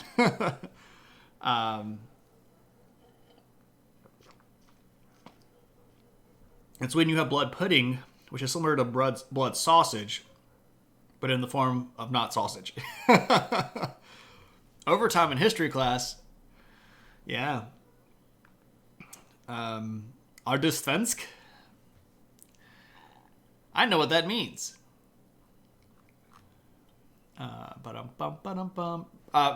very briefly, to throw in another tangent. Don't read chat until I finish. Just let chat go. Just don't look at the chat. We'll see. I like the back and forth, though. I really do. This is what makes me excited about being here on Twitch stream. Okay, so Moche. They're going to standardize stuff. They're going to become really skilled craftspeople. They're going to have organized social standings that have hierarchical standards. Your burial practice is going to absolutely be aligned with your social standing. And one of the things that they do really, really well is they start making these sort of figurative potteries. And here's the thing. I can't show you a lot of these pottery pieces because one of the favorite things that the Moche people liked to do when they were making pottery is shape these decorative pottery vessels into the shape of people conducting various sexual acts on each other. So if you want to go Google Moche, and especially put in Moche figure vessels or Moche pottery, you can see all sorts of things that I don't think Twitch would be very happy with me showing you, because it's like people in various sexual poses performing certain sexual activity on each other, and it's very much not TOS. They should make a protein flour from insects. You don't know why people are trying to push for the population to eat more insects by offering them a whole animal for a long time. Meat products are virtually culturally separated from the animal they come from. Yeah, I'd eat bug flour. I don't have a problem with that. Sounds of intense Googling. I did find this, which is TOS acceptable. So this is one of the Moche pottery vessels here. This shows a bound and tied captive. Ooh, and I actually can't show you that. I need to just show you this. Because I just realized that what I thought was part of this guy's waist is not actually part of his clothing. It's actually part of his anatomy. So we'll just stay zoomed in right about here. It's part of the guy, definitely. Yeah. Sorry, Twitch TOS. Don't kill me. This is artistic and it's historical, and if they want to get bent out of shape about that, I guess they can strike me. But this is not sexual in any way. Anyway, so here we go. They have really cool decorative pottery. It's neat stuff, and they're pretty cool people. Now, another group of people that are coming around at this time are a group called the Wari. And if we go back to the map that we had here, again, this is an image that's a little bit later because it's probably from about the 7 to 800s, because it's calling the Wari Empire. At the particular time that we're discussing, the Wari were really only a city by themselves right here. They had not expanded out and started beating everybody up to form the Wari Empire at this point. They were still kind of a smaller kingdom. But this particular people group is fairly interesting because there are still some kind of independently recognizable Wari people elements that still live in South America down here by themselves. And they linguistically are kind of unique. And that's kind of interesting. Just in general, the Andean cultures down here are technically a group of cultures that derived without external contact. And this is one of only about 5 or 6 cultures in the history of the world that ever did that. So all of the original Andean languages are somewhat unique, but the Wari is actually kind of their own little world unto themselves. But they are emerging around this time, and the group that's down here, Tiwanaku, are also sort of emerging at this time. Tiwanaku specifically is the actual city itself is right on the shores of Lake Titicaca, which is on the Peruvian and Bolivian border right here. So I guess I could put this up here as well. Wari and Tiwanaku. So the city is sort of like right here. And the Tiwanaku people are going to start kind of spreading around in this particular area. I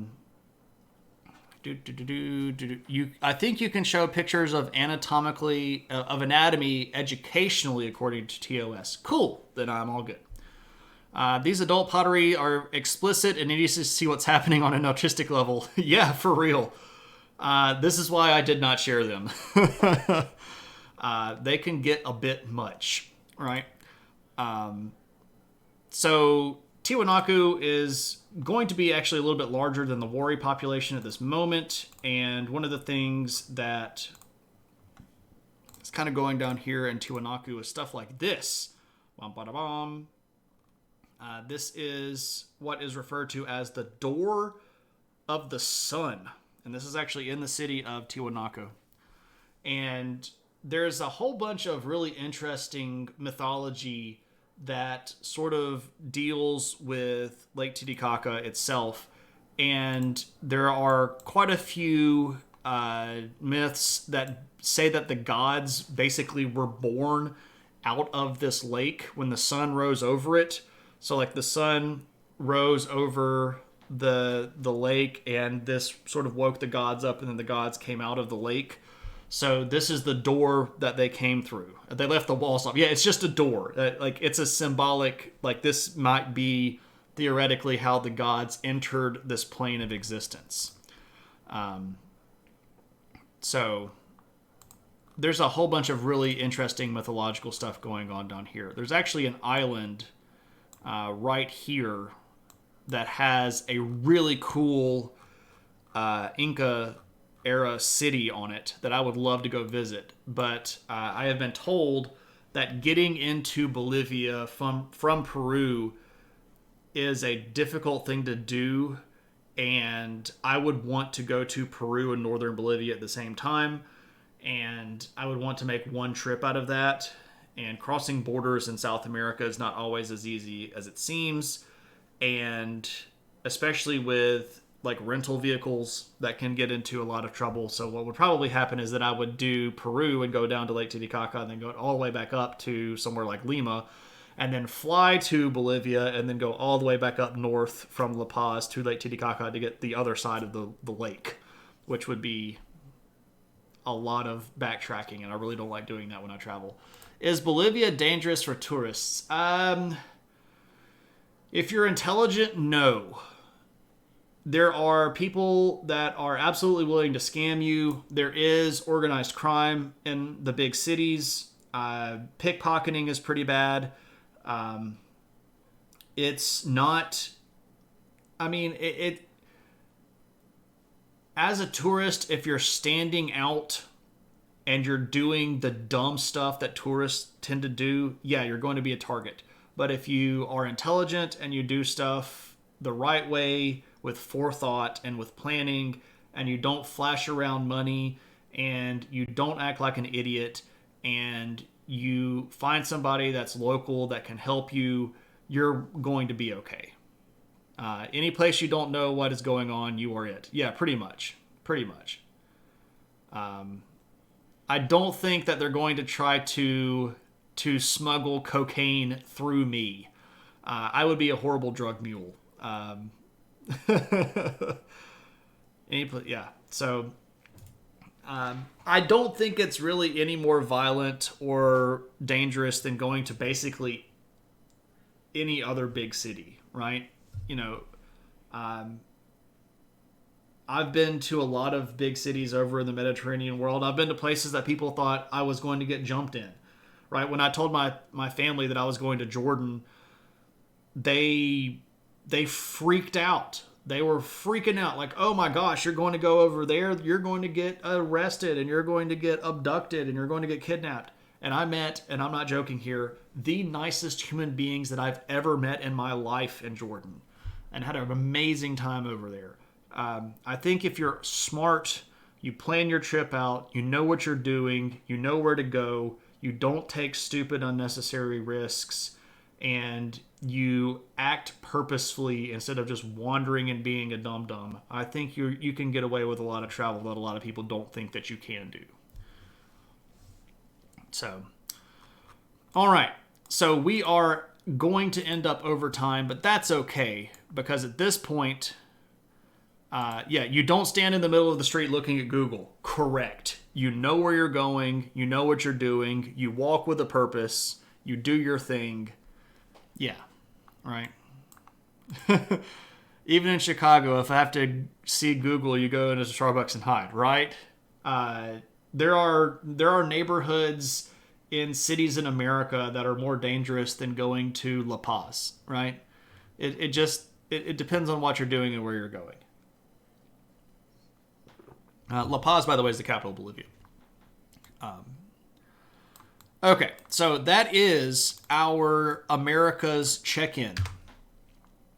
And I hope that we have talked about something that has made you interested in something that you haven't heard before. And I hope that you have maybe picked up a couple of new things to Google or think about, or maybe some saucy vases that you can buy replicas of for your friends for the next Dirty Santa meeting. You're happy and you're quiet, snow covered in levis. Maybe so. Maybe so. You'd really like to get the fudge out of the U.S. Yeah, I haven't been outside of the U.S. in a while because COVID, and I realize that me complaining about that is super first world problem. Did you see that you wrote that you can cook a cow tongue to die for? Tropical, you've already convinced me to go to Chicago. I've actually been wanting to go up there anyway.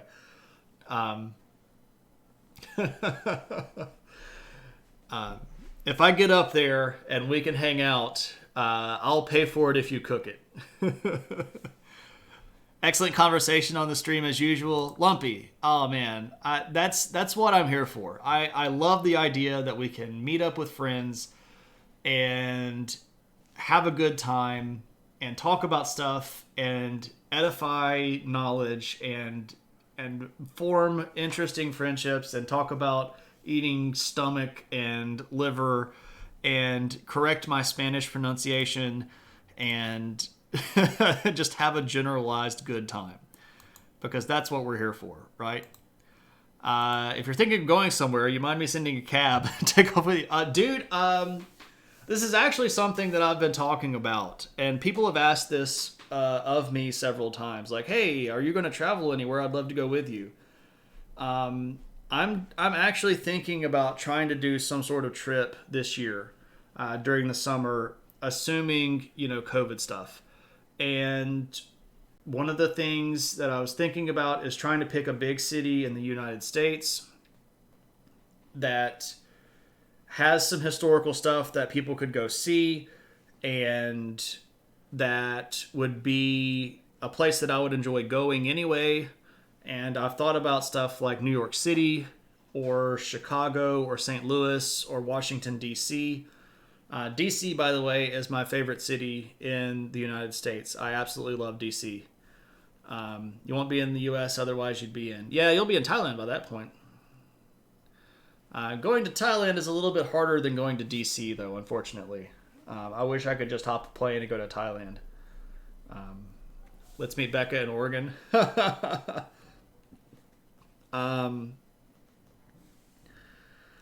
I don't know. That's something that I've been considering, and I would really love to say it's definitely going to happen, and I'm totally going to do it, and it's absolutely going to go down like this. But in reality, we don't know what the next variant's going to look like. We don't know what the world is going to look like in 6 months. I don't want to get so far ahead of myself. I'm not trying to be a poopy pants. I'm just trying to be realistic. I do not have any kids. My wife and I I live here and we have the dog, and yeah, we don't have kids. And we've traveled before. You're doomed to pile up cash while you stay put. Lumpy, you would be absolutely welcome, and I would suspect that traveling with you would be a delight. And I suspect I would really deeply enjoy that. The dog is not considered a kid, no. We need to hook you up with Zokia so you can make a van to travel in. Ah, yeah. See, the problem is that I do have a day job, right? I teach college for a living, so I travel during the summer when I can because, usually I'm not doing too terribly much during the summer stuff, so you know. Tis what it is. But you could teach your classes. I think they might get a little bit upset with me if I just randomly let people walk into the classroom that wasn't me. Okay, so here's the deal. If you want to, if you have any point redemptions that you'd like to do, now would be a good time to do that. Otherwise, I'm going to start looking for a place for us to raid, because it's raid time. It's raid time. Time to go and raid someone. We're gonna see who's on tonight. Let me see if we can find anybody educational to raid.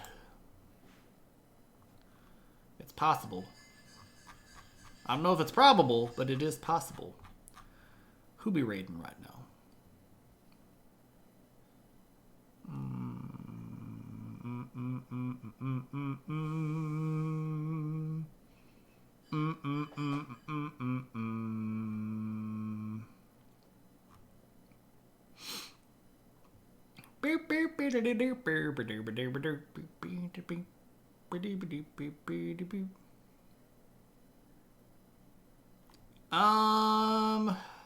I don't know. Maybe we're just gonna go raid somebody that we're comfortable with and that we know a lot. Maybe so. Wrong button. Click the right button. Come on, Twitch. You're killing me here. Thank you. What's in the news? What is in the news? Lots of stuff is in the news. Let's see.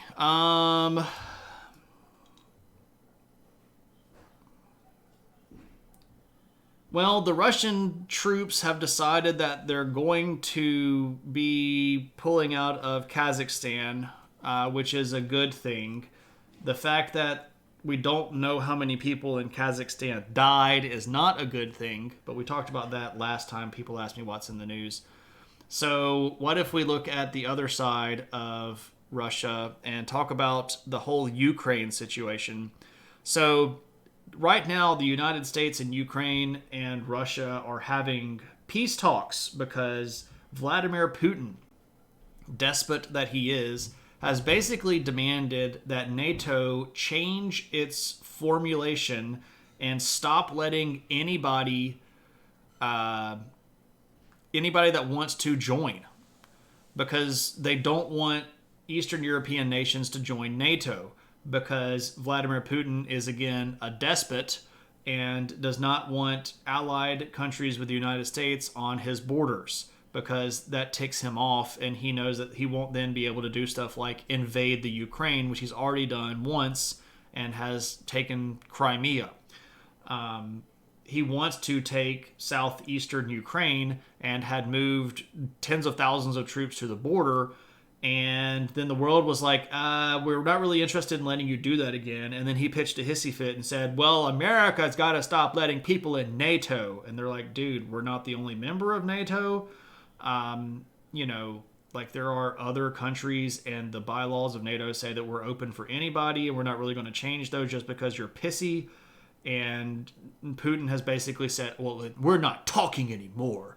And he's taken his ball and gone back to Moscow. So, whatever. Changmania is on. You met today, not sure. And Melissa in Denial is on.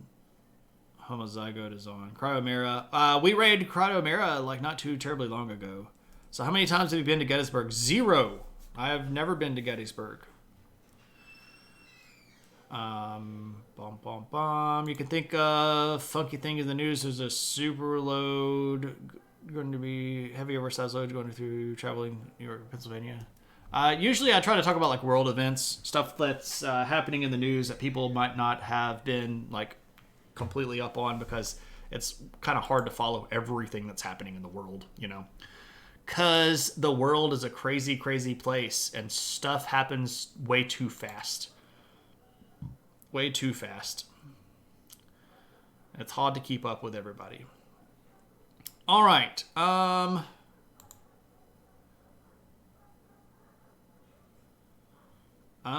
don't know. What are we doing? What are we doing?